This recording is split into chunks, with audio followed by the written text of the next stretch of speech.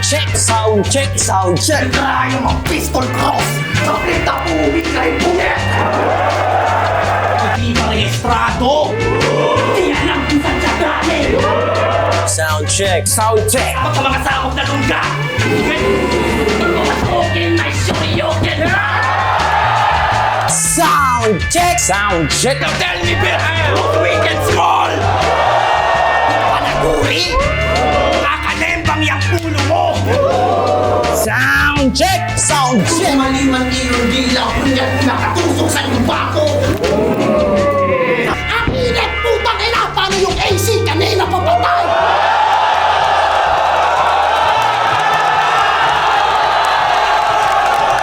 Yo, sound check. Sound check, motherfuckers.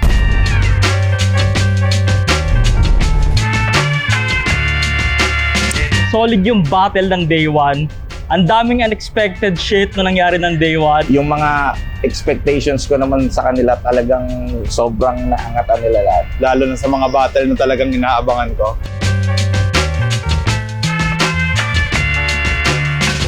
First time ko manonood, gusto kong ma-feel kung ano yung klaseng mahika kapag live mo papanoorin. Hindi makaka-capture ng camera tsaka ng microphone yung Palitan ng energy ng crowd at MC, ibang klase yun. Makikita mo talaga sa live kung gaano nila pinapakita yung effort nila, mabanggit lang yung mga bars. After ng mga battle, syempre pag-uusapan nyo kanino yun, kanino ba yun? Oh.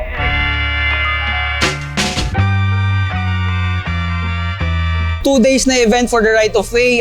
Hopefully, maraming bagong magagaling. Malakas yung nasa gitna ng poster, which is Langit Lupa. Mga POI. So, hopefully hindi sila mag-choke. Hindi rin nagpahuli syempre yung tatlong headliner. sana wag nyo tulugan yung ganitong event.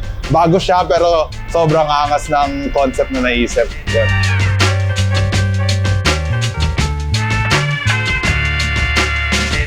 Overwhelmed at sobrang excited. Surreal yung pakiramdam. Parang ako na yung pinakamaswerte. Sobrang saya ko ngayon. Siyempre, pinapangarap ko na ito bata pa ako. Unang laban natin dito sa Flip Top eh. Sobrang sarap sa pakiramdam na isa sa nabunot. Wala, maangas. Parang ako. Ang saya din kasi ang tagal kong nawala sa battle. Siguro 6 na taon. Tapos pagbalik ko nandito agad. Sa preparation naman, doon medyo kinakabahan ako. Tsaka, syempre, step up tayo ng sulat tsaka ng performance.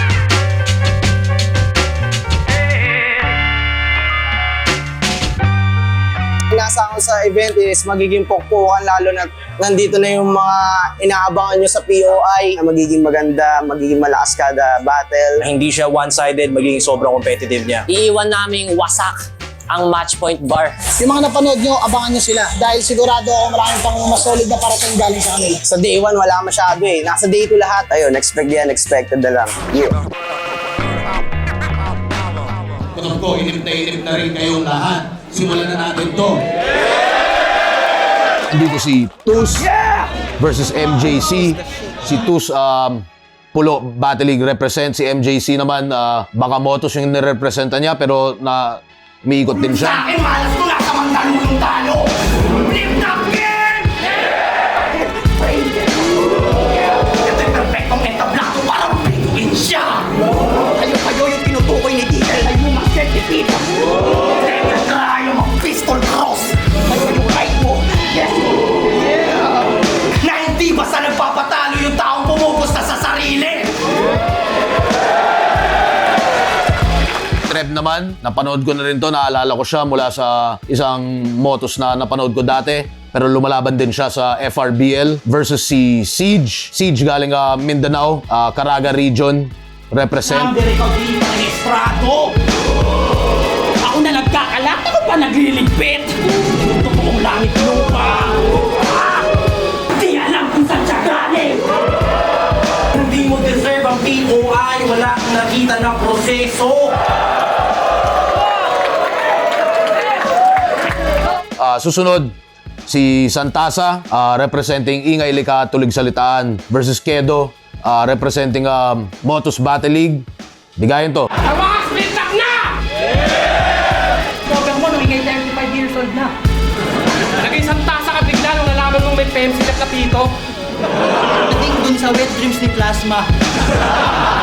Madaling sabi lahat kayo, purtulik. Yung looper ka.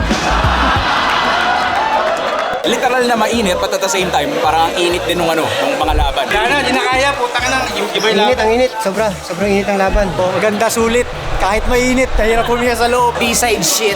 Ngayon, first break natin after lang nung tatlong POI 8 na mga battles, which is solid talaga. Ang gagaling, solid lahat ng MC, talagang walang tapon halos. Tangina, ayoko na mag-antay. Kinakabahan lang ako lalo eh. Gusto ko na bumatil ngayon. Batilin ko na to. Tagin niyo si Jabo.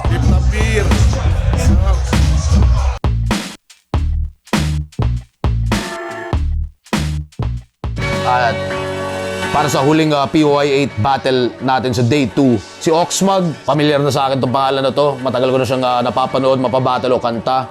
Versus Ozarugami, nasusundan nyo naman. Alam nyo na kung ano yung nagagawa niya.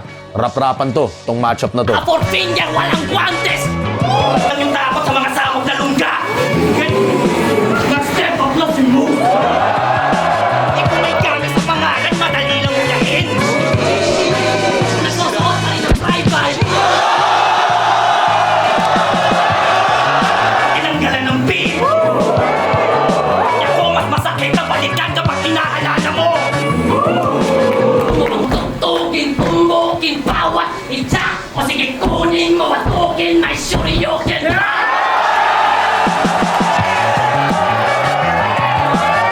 Rap-rapan, tama sila. Putang ina, sobrang dikit. Kakabusog ng puso bilang battle rapper at saka bilang fan. Yun talaga yung tinatawag na Battle of the Night. Yung mga ganong laban talaga. Punta naman tayo sa quarters ulit ng Langit Lupa 2026. Andyan si Didel versus Mison. Tingin ko parang nakuha nyo na yung opinion nyo pagdating kay Didel. Si Mison, kutob ko, may level pa to na may papakita talaga, no? Gusto kong isipin talaga, parang no easy battles. You are a weak artist. Anik mag-game this piece na call. Yung battles mo pa yan, magsasabo ka na. Anik ba knows or is the spot we go again. Kalidad, ulul ganyan yung dito ko bago i-rehab. We're just waiting till it's over. Susunod naman, Jabo versus Sisik. Bigayan to. Napaka Kaya na. There's only one name that you can found. Sa metal, kakalembang yung ulo mo. Kayang gawin itong di matuway. Sige ako na magpapahinto sa train. Hindi ka naman verified sa Gcash. Hindi ka naman yung post voice good. May katabi ka na matulog. Nakuha na sobrang bobo para may-ari ng bar game. Malakas yung anak niya, si Sisik. Tangina, deserve At least wala nang motos at pulo. Yeah! Masaya na kami! Tama si EJ, day 2 is the shit. Pero Ozarugami kay C6, sobrang kinain nila yung gabi para sa akin. Bias ako eh. Grabe, sobrang init ng mga laban, sobrang init na ng venue. Wala nang pulo motos. Nag-aapoy, wala nang pulo motos. Liligo kami sa bara. At sa init. Para kaming bumalik sa B-side. Kung mga lahat na hindi nakaabot sa lumang flip top, ito na yung chance nyo, punta kayo dito. Sobrang init, parang impyerno. Pero solido ang laban. Iba pa din pag live. Ito, nagsisilabasan na sila ngayon kasi grabe yung init eh. Grabe talaga yung init sa loob, men. Lalo na kapag ikaw yung nasa gitna, utang na. Ang hirap pumanap ng hangin. Fuck, men. After na ito, laban ko kontra si Yagi. May laban pa nila Secreto, K3U at saka M-Site Article Clifted. Isa din yun sa mga inaabangan ko. Andun pa rin yung enerhiya kahit i-asset na ng battle. So, kung mainit kanina, mas lalong umiinit ron ngayon kasi papunta na tayo sa mga veterans na mga MCs. Come on. Interdivision battle, andyan si Yagi ng Davao City versus Deadline representing Iloilo. Si Yagi, gutom na up-and-comer, may sariling flavor din sa paggamit ng Taglish din. Iba yung rhyming style. Deadline, very polished yung rhyming, polished yung delivery. Andun na rin siya sa onti na lang para mas tumatak sa inyo, no? At si Yagi, syempre, mas habol niya dito magpakilala sa inyo sa Metro Manila crowd. Malala ko sa ginawa ng danas kinuha. Kilala sila ay mga unwanted child. Kain sa bitter madaya. So lalagpas ako sa deadline. Yeah, motherfucker. Yeah, God. Ang magbanta, walang matatakot. Kung naglarap o naglalambingan. Anong pakiramdam na magka-deadline mo?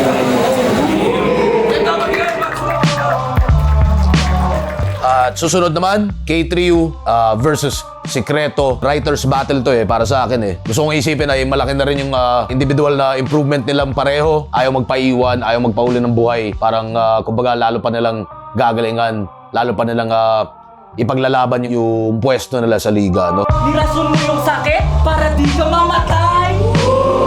Ako yung verdugo sa dance floor, ganun kagaling kumataw. Hanggang wala kang mukhang maiharap na parang Jabba Wokis. Sapat na rin sa akin yung anggulong batoy ka mag-rap. Ito ay public execution, pinatay mo yung sikreto.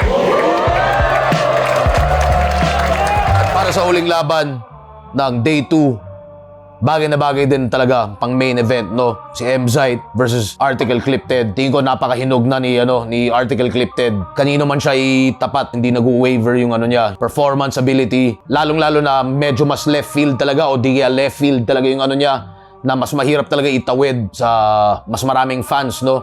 Pero siya, nagagawa niya pa rin. Syempre, mas eksperyensyado si M-Zite. Alam niyo na yun, pero sana Zite kahit saan mo ilagay. Maniwala kayo, yun nga, iba rin yung M-Zite sa small room battle. Ubusin niya yung yung buong venue. Pareho ring may small room magic tong dalawang MCs na to. Bakbakan to, tingin ko. Lunukin niyang bangka mo! Umiipot ng sapaw! Kasi papunta ka pa lang, pabalik ang bak! Wala pa akong balak murahe! Kung maling ng iyong dila, kunyat nakatusok sa iyong bako! Sa bungerong nag-freestyle dong sa lawa ng taal! Ang inat mo kakilapang yung AC kanino ko!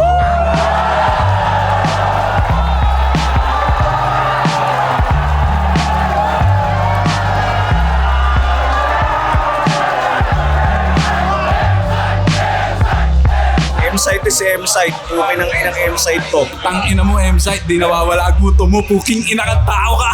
Solid lahat ng laban, men. From simula hanggang matapos. Lupit na ito ka, right of way, big. Ngayon, enjoy na lang lahat ng mga tao. Shot na lang. Relax muna, konting camping lang muna bago mag-prepare ulit sa susunod na laban. Yun nga yung nabanggit ko versus St. Ice. Wala akong tatakpan na lang to. Pero yun nga, sana, ayun, kita-kits ulit tayo doon.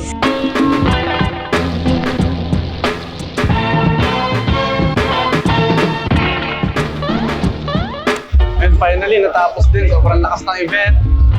Pagod kami pero solid. When the gangster, they just keep it low. And when the punchline hits, everybody shout as well. It's so goddamn good. I like it so much. I'm enjoying the game.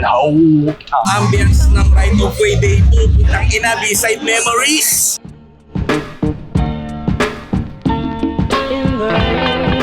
Siyempre yung main event, M-Site versus Article Clipted. Grabe yung dalawa.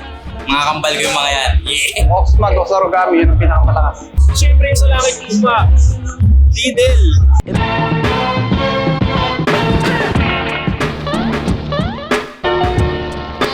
Maraming salamat palagi sa Flip Top. Simula noon hanggang ngayon. Maraming salamat sa pagbubukas ng pinto para sa mga baguhan na gaya namin. Patuloy na pausbungin ang hip-hop sa Pilipinas, mag-expand hanggang underground. Pagsisigihan ko, as long as you give me the opportunity, that's a guarantee. So, yun lang. Thank you, Flip Top. Thank you, Boss Arik. Asahan nyo, bibigay ko yung todo-todo. Kung akala 100, motherfucker, I'll go 1,000 motherfuckers. Mensahe ko sa lahat ng mga fans ng Flip Top. Patuloy lang sa pagsuporta, mapa-live man o online. Suportahan nyo sana sila kung paano nyo rin kami suportahan. Maraming salamat palagi.